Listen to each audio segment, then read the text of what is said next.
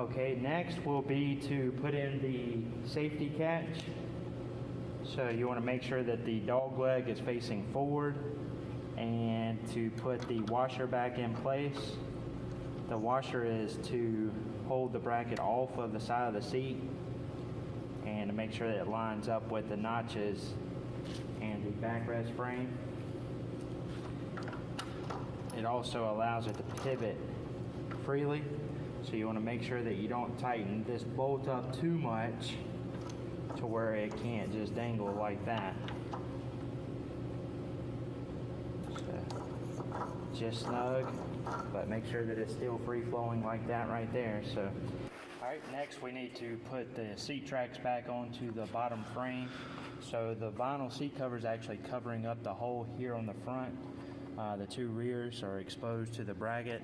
I'm just gonna kind of use my finger here to feel for the hole, just like we did on the side, and just cut a small X in the material.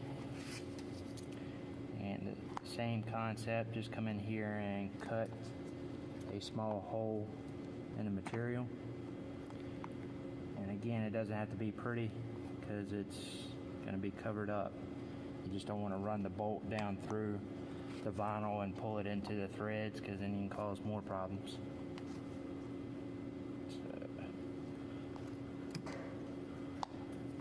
For this hole here, a smaller pair of scissors would probably work a little better.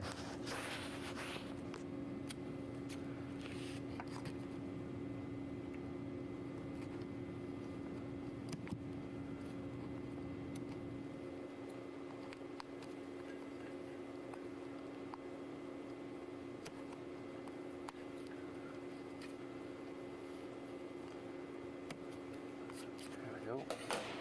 So now that we got the hole cleaned out, just go back with the same bolts.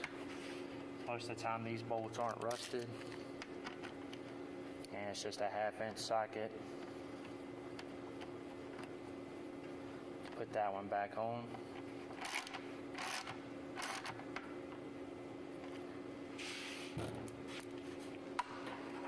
Got the two rears.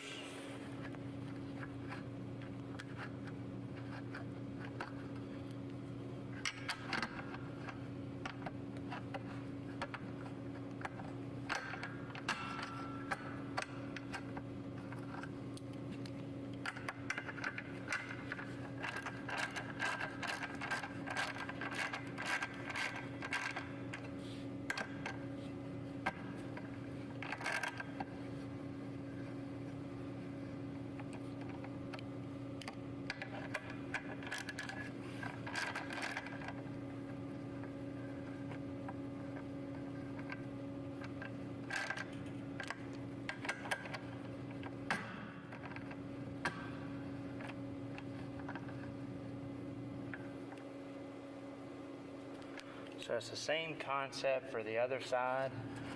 So once I actually get that one bolted down, the other thing that you would want to do is actually take the